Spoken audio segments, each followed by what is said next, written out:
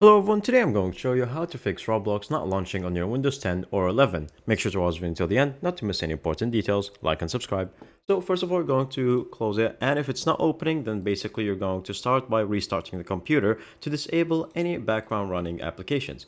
Then if it doesn't work, you're going to go to your task manager and search for anything that says Roblox, and if you find it, then you're going to end the task, which will be running in the background. From here, you're going to search for apps and features, and then you're going to search for Roblox because you'll have it installed. Then you're going to click on it and then click on uninstall. Once you uninstalled, you're going to search for run. And then you're going to paste this %, ape data, %, and then go OK. And then you're going to search for Roblox. Once you find Roblox on this file, you're going to delete it. Finally, go to a browser and then search for Roblox here.